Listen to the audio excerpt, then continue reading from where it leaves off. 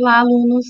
Finalizando então mais um semestre, mais uma disciplina. Vocês praticamente alcançaram agora então a metade do curso de vocês. Iniciaram então com disciplinas que envolvem o conhecimento mais específico sobre determinadas enfermidades. Esse é o perfil e o objetivo então das doenças infecciosas 1. No próximo semestre vocês terão a continuidade com doenças infecciosas 2, abordando então grandes animais, né, bovinos e equinos. Bom, para o fechamento, então, agora dessa disciplina, né, de DOIC 1, e as disciplinas que envolvem a virologia animal, né, como uma dos tópicos abordados, eu sempre faço um momento de atualidades virológicas, né, ou atualidades em virologia, né. E esse ano, né, atípico, esse ano pandêmico que estamos vivendo, né, a atualidade virológica não poderia ser outra senão falar do Covid, né, falar do SARS-CoV-2, então do coronavírus, né, que é o vírus que mudou a nossa vida, sem entrarmos no mérito, né, se isso é uma coisa boa ou ruim. Obviamente, a nossa resposta inicial, toda vez que saímos da nossa zona de conforto, que saímos do nosso planejamento, isso gera um desconforto muito grande. Então, claro, né, o nosso planejamento 2020 simplesmente teve que se moldar àquilo que o status pandêmico nos permite. Então, nesse sentido, eu gostaria de agradecer a todos vocês pelo empenho, em acompanhar as AERs, a seguir na sua vida acadêmica, a se adaptar a esse novo modelo, né, de desenvolvimento de atividades de ensino remota, pois, infelizmente, né, nesse momento de pandemia, é a única forma que temos de manter o nosso vínculo institucional, de mantermos o nosso trabalho acadêmico e profissional, nesse ano tão difícil e desafiador para todos nós, tá? Então, vou falar, então, um pouco do coronavírus, né, o SARS-CoV-2, causador, então, da Covid-19, né? Não vou entrar em detalhamentos já extensamente colocados na mídia, em debates, né, quanto à questão que os animais não transmitem, né, o SARS-CoV-2 ainda para os humanos, não existe essa comprovação científica, mas vou trazer alguns aspectos aqui para contextualizar, então, a importância que se dá no estudo das doenças infecciosas de maneira geral, né? E, obviamente, dentro das doenças infecciosas, aquelas de etiologia viral ocupam um espaço muito importante, né, dentro da epidemiologia, dentro desse cenário sanitário, tanto humano como animal em que vivemos, né? Então, é importante resgatarmos alguns tópicos que aprendemos lá em micro geral sobre a virologia básica, aplicáveis agora nessas especificidades de enfermidades específicas de etiologia viral. Tá? Então, vou usar o contexto da pandemia, né, do Covid, para que a gente possa, então, trabalhar um pouquinho o contexto que vivemos. Vamos trabalhar, então, um tema de atualidades virológicas, utilizando o coronavírus como gancho para desenvolvermos alguns outros assuntos importantes aí quando nos referimos a doenças infecciosas, né? Bom, o que nós temos no momento? Nós temos a emergência de uma pandemia, de um vírus, que é o coronavírus, que pertence à família Coronaviridae, onde várias espécies de coronavírus, então, infectam diferentes espécies animais, e mais especificamente o SARS-CoV-2, ele é 2 porque nós tivemos, né, a SARS-1, né, o coronavírus que também causou sintomas nas pessoas bastante semelhantes com o que nós vemos hoje nessa pandemia. Entretanto, nós sabemos que epidemiologicamente, em termos de patogenia, né, nós temos algumas diferenças agora nessa pandemia em que vivemos. Então, pode-se dizer que o conhecimento científico, especialmente em virologia como um todo, ele é movido também por situações de caos como a que nós vivemos, né? Então, hoje, embora tenhamos ainda muitas dúvidas e muito a avançar nos conhecimentos sobre o SARS-CoV-2, nós sabemos que importantes progressos foram feitos num curto espaço de tempo onde então vários grupos de cientistas e de todos os países, né, já que tratamos de uma pandemia, né, algo globalizado, moveram esforços e se uniram também para buscar métodos efetivos e de diagnóstico e especialmente a busca pelo o método imunoprofiláxico, então, através do desenvolvimento de uma vacina eficiente, né, e eficaz com imunidade duradoura, que ainda não temos, né, à disposição para aplicação em massa da população, para imunização em massa da população, mas tivemos avanços enormes nesse sentido, né, e contrapondo ao desenvolvimento normal, tanto de fármacos como de imunógenos, obviamente esse esforço coletivo propiciou que esses avanços se dessem num curto espaço de tempo, né, quando comparado ao tempo, digamos assim, que normalmente leva para o desenvolvimento dessas tecnologias. Bom, então, quando falamos de doenças infecciosas, assim como todas as doenças que vocês viram nesse semestre, vocês verificaram a importância de sabermos o agente etiológico, né, então a etiologia, que aqui no caso é o SARS-CoV-2, a epidemiologia, então quais são os grupos, quais são as características dos hospedeiros suscetíveis, né, ou por onde essa enfermidade está distribuída numa população de hospedeiros suscetíveis, a patogenia, né, o que essa infecção viral provoca nas células e nos tecidos dos hospedeiros, entendendo que quanto maior o dano tecidual, vai culminar com uma perda parcial ou total de determinados órgãos e tecidos, né? Então, dentro desse contexto do coronavírus, a gente verifica métodos, né? Questões diferentes em determinados tecidos que provocam sinais clínicos, né, sintomas muito graves nas pessoas, né, então nós temos desde a infecção, a patogenia ocorrendo no trato respiratório, mas como também no músculo cardíaco, na função renal, hepática, né? Então, até o tecido nervoso também pode ser atingido. Então, percebam que nós estamos frente a um desafio muito grande no controle da patogenia desse vírus no corpo, né, do hospedeiro suscetível. Assim como nós temos também, na linha animal, vírus que provocam infecções sistêmicas, e por isso, então, a dificuldade de fazermos um controle, né, de todo esse grupo de sinais clínicos que os animais podem exibir quando falamos, então, de infecções sistêmicas e não localizadas. Além disso, a pandemia nos mostrou também a importância do diagnóstico, né? Porque quando conseguimos, então, identificar as pessoas ou transferindo isso para animais, quando identificamos um hospedeiro que está cursando com essa infecção, assim entendemos que esse hospedeiro infectado pode transmitir para outros hospedeiros suscetíveis. No momento que diagnosticamos quem é esse indivíduo, podemos separá-los do convívio com os demais e assim cortando a cadeia de transmissão, que é o que o vírus precisa para se perpetuar numa população suscetível. Então, métodos de diagnóstico que não faziam parte do cotidiano, né, a não ser do cotidiano de vocês, que já me conhecem há bastante tempo e por isso já ouviram inúmeras vezes eu falar de PCR, RT-PCR, diagnóstico direto, diagnóstico indireto. Então, essa também foi uma oportunidade da população procurar e conhecer essas nuances, né, tão importantes de um diagnóstico laboratorial para dar subsídios quando falamos também de prevenção, não só por imunógenos, né, mas no momento que diagnosticamos um animal com uma determinada enfermidade, uma pessoa com uma determinada enfermidade, nós podemos, então, fazer medidas de controle e prevenção de disseminação.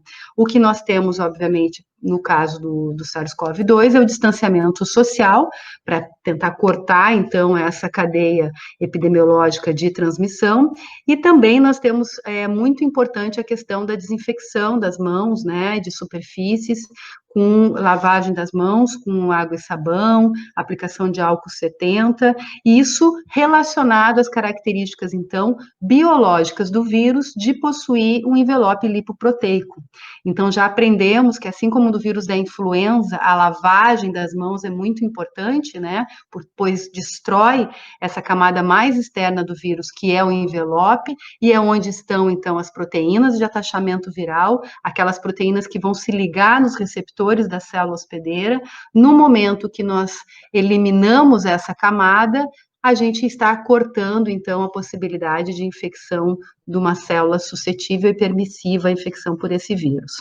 Então, entendo também que esse momento, então, de pandemia pelo coronavírus trouxe à tona a necessidade de mudança de determinados comportamentos e a necessidade que se faz de um controle, de um manejo sanitário, não só dos animais, mas especialmente nos humanos, né, obviamente, então chamando atenção para pontos que a gente vem estudando aí há algum tempo, né, e que pelo cenário pandêmico trouxe uma concretude maior, né? Então, nós estamos falando aí o que é um diagnóstico direto, o que é um diagnóstico indireto, né? O que significa quando a gente pede um exame e verifica que esse animal está com anticorpos contra determinado patógeno, né? Se eu não tiver um histórico, se eu não tiver, talvez, um exame prévio, eu posso só saber que ele teve contato em algum momento e desenvolveu anticorpos, né? Então, no caso do diagnóstico molecular, então, o diagnóstico molecular para a grande massa das pessoas ultrapassou a questão de testes de paternidade, por exemplo, né, que é um diagnóstico molecular também. Então, a importância de detecção do agente etiológico em amostras biológicas de hospedeiros suspeitos da infecção ou que estão exibindo sinais clínicos da infecção. Então, toda vez que a gente faz um teste direto para a detecção de um determinado agente, aliado à suspeita clínica, obviamente, a gente consegue, então, de forma bastante assertiva, propor medidas de controle, né, quando identificamos, então, os animais, as pessoas positivas, né, para determinado agente.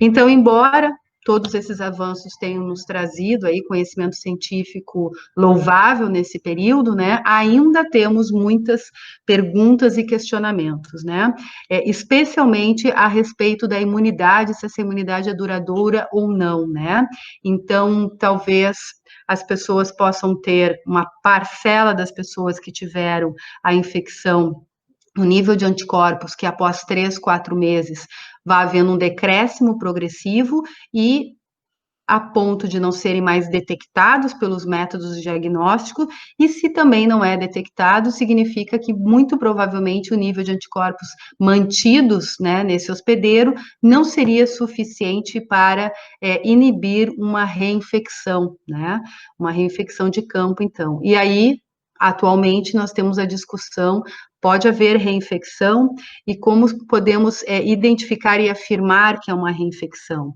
Aí entramos com outro contexto, que é a filogenia, a análise molecular dessas cepas de vírus, né? Então, entendemos que talvez a imunidade possa ser espécie específica, tipo específica, né? E que pequenas alterações que o vírus pode sofrer por mutações, uma vez que ele é um vírus RNA, e lembramos que vírus RNA tem uma alta taxa de mutação, especialmente num genoma extremamente grande, como é o genoma dos coronavírus, né? O maior genoma de RNA é o dos coronavírus, sem o sistema de correção, o proofreading. Então, nós temos que a cada parcela de nucleotídeos amplificados do genoma, pode-se ter, então, mutações pontuais, né? E o acúmulo dessas mutações e os pontos nessas mutações pode fazer com que variantes virais acabam se desenvolvendo, né? E se propagando na população, e assim a imunidade prévia para um determinado tipo, uma determinada espécie, não funcionaria para esse novo vírus, né? Que na verdade é uma variante do que já está circulando.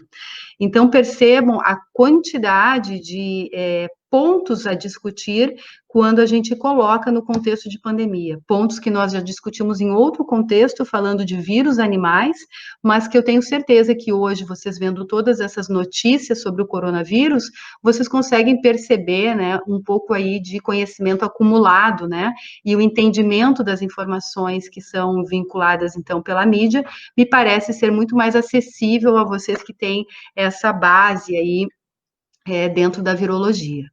Bom, eu trouxe aqui um ponto histórico, né? Vocês lembram, acho que eu sempre gostei muito de fazer uma contextualização histórica, né? Então, a respeito do coronavírus humano, o primeiro coronavírus humano, né? Foi identificado já faz muito tempo, né?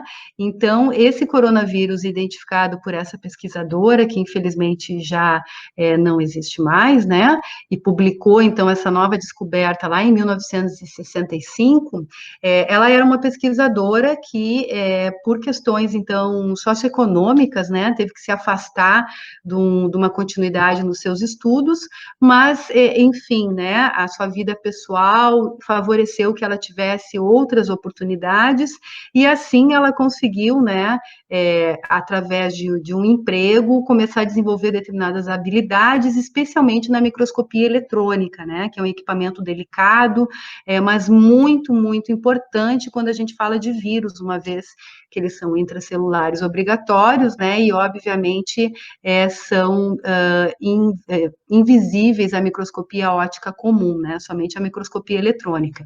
E a importância da microscopia eletrônica também é o preparo dessas amostras, né. Então, essa pesquisadora, a Juni Almeida, né, o Almeida porque ela casou com um colombiano, né, ela desenvolveu várias tecnologias, vários métodos, né, para microscopia eletrônica que favoreceram a visualização, então, do primeiro coronavírus, né, que inicialmente foi confundido com, provavelmente, um vírus influenza, o vírus da gripe, né, que estava aparecendo ali, até porque era coletado de pessoas com sintomatologia respiratória, enfim, mas ela conseguiu, então, a publicação, e hoje, né, fazendo anos aí, né, 13 anos que ela veio a falecer, né, ela tem, finalmente, o reconhecimento merecido, né, como pioneira, né, um trabalho pioneiro aí na identificação de um vírus que, obviamente, esse não era o SARS-CoV-2, mas foi o primeiro coronavírus humano identificado, né? Então, os desdobramentos dessas linhagens de coronavírus humano, hoje nós temos o SARS-CoV-2, né? Nesse desdobramento, nessa evolução viral do coronavírus, né? Então, nossa homenagem aqui a uma pesquisadora extremamente importante nesse contexto. Bom, quando falamos, então, de infecções virais, sempre pensamos em vacinas protetivas para os hospedeiros suscetíveis, né? Mas devemos lembrar também a importância do estudo de drogas antivirais, que ainda, em termos, se tirarmos os retrovírus humanos, né, o HIV especificamente, nós ainda temos algumas limitações na disponibilidade de drogas antivirais, especialmente na medicina veterinária, né? Nós temos tanto uma limitação para a prescrição de drogas antivirais, como também no uso na medicina veterinária, né? Então, a professora Clarice Armes é uma pesquisadora renomada, né, em termos nacionais, aqui no Brasil, ela é da Unicamp, né? Então, lá no começo do ano, quando estávamos no início dessa pandemia, ela já alertou, né, para a importância de termos também uma linha, né, linhas de pesquisa, tanto para o desenvolvimento de vacinas, né, de imunógenos, mas também de drogas antivirais, né? E aí temos todo o contexto de desdobramento de testes em drogas que já existem, né, então sendo aplicadas in vitro e in vivo também, e verificando se teve eficácia ou não, e hoje o que nós temos cientificamente é que nenhuma droga se mostrou totalmente eficaz para o controle dos sinais, enfim, do avanço da infecção nas pessoas, né, temos algumas drogas paliativas em determinados quadros clínicos, né, mas, obviamente, não temos nenhuma droga que garanta, né, tanto a segurança para o seu uso, como a sua eficácia nesses casos. Bom, Assim, embora tenhamos uma série de limitações para o desenvolvimento de pesquisas no país, né, tanto de fomento, como toda uma estrutura, né, capaz de absorver o quantitativo de mestres e doutores que são formados no nosso país, nós temos na região ibero-americana, então, o Brasil como um líder de pesquisas, né, sobre a Covid-19, né? Temos também a descrição de outros países, e especialmente no Brasil, a Universidade de São Paulo, então a USP, né, com uma quantidade bastante representativa de publicações a respeito do tópico, né? Então, isso é muito importante, porque a publicação científica é o meio de divulgação do conhecimento gerado, né? Obviamente que temos que ter um rigor na análise dessas publicações, né? Porque sabemos que uma publicação, ela não é definitiva, né? Os estudos vão avançando e pode surgir novas publicações que contestem, né? Ou que deem um outro enfoque, ou que tenham outras conclusões geradas no momento que vá se avançando, então, no conhecimento científico. Bom, um desses estudos, então, de bastante relevância, né, sobre o Covid-19 no Brasil, foi conduzido, então, pela Universidade de Pelotas, né, e importantes aspectos epidemiológicos, então, e de sinais clínicos, de sintomas, né, clínicos nos hospedeiros, né, humanos, foram identificados. Então, realmente, o trabalho do professor Pedro, né, nesse sentido, né, que envolveu 123 localidades, né, foi um estudo sorológico que foi feito, então foi através daqueles testes rápidos, né, que a gente chama. Então, realmente, sem dúvida alguma, esse foi uma das importantes contribuições, né, que nós tivemos aí na pesquisa brasileira sobre o assunto. Bom, embora tenhamos tivéssemos uma perspectiva inicialmente de que não se prolongaria por basicamente 6 meses, que nós estamos, então, em isolamento social e sem a permissão de termos nossos encontros presenciais, não imaginaríamos no início que fosse tão prolongado, mas à medida que foi avançando um tempo, nós percebemos que o problema realmente era de uma gravidade pouco maior do que talvez pudesse se imaginar no primeiro momento, né? Bom, como é uma pandemia, todos os países, né, a não ser Coreia do Norte, não foram afetados, né? E a gente tem aí, em alguns países, alguns indícios que talvez estejam vivendo, né, o que a gente chama de uma segunda onda de infecção, né? No momento que um platô e depois começamos a ter, então, gradativamente a redução no número de infectados e de óbitos, as economias dos países foram naturalmente se abrindo, ou seja, o isolamento social foi diminuindo, e parece, então, que novamente esse contato mais próximo das pessoas, né, com restrições menos rigorosas, talvez esteja provocando o que a gente tem ouvido falar em segunda onda, né? Então, na Espanha, esse talvez seja um momento que esteja acontecendo, assim como em outros países também da Europa, né? No Brasil, a gente ainda vive, né, o primeiro momento e que ainda não temos uma clareza absoluta em afirmar que estamos num platô e que devemos reduzir em breve, né? Parece que chegamos numa estabilidade, mas uma estabilidade com números extremamente altos de infectados detectados diariamente e de óbitos, né, registrados diariamente. Então, essa realmente é uma situação que ainda chama muito a atenção, né, para que medidas ainda de isolamento social sejam bem respeitadas, né, entre nós. Bom, esse período, então, de adaptação que todos nós tivemos que sofrer, o Congresso Brasileiro de Virologia, né, promovido pela Sociedade Brasileira de Virologia, esse ano também sofreu uma adaptação para o evento ser pela primeira vez realizado, então, no formato online, né? E a direção da Sociedade Brasileira de Virologia, que envolve tanto virologistas animais, vegetais, da linha de humanos, né? A Sociedade Brasileira de Virologia, ela é uma só, né? Todos os virologistas, independente da área, então, se assim desejam, estão filiados e vinculados a essa sociedade, a SBV. E, excepcionalmente, esse ano, entendendo a importância do isolamento social, pelas regras, então, que restringe, né, a aglomeração de pessoas, pela primeira vez, né, a sua edição vai ser online, tá? Então, isso mostrando, né, que realmente a adaptação atingiu vários setores, né? E, para finalizar, eu gostaria de deixar uma indicação, né, talvez uma recomendação, caso vocês queiram ter algum material para aprofundar os conhecimentos em virologia, e especialmente nesse momento que está tão interligada a virologia humana e veterinária, né? Esse livro, né, da doutora Raquel, extremamente qualificada nesse sentido, né, e é um enfoque, né, que baseia-se no conceito de uma saúde, né, saúde única, e então bastante importante essa integração da medicina humana, medicina veterinária e as condições ambientais, né, o meio ambiente onde estamos inseridos, tá? Então são capítulos que entre eles traz várias famílias, né, que a gente já estudou, por exemplo, rotavírus, estudamos papilomavírus, né, herpes vírus também, e também outros vírus, incluindo o SARS, né, tanto vírus emergentes como reemergentes.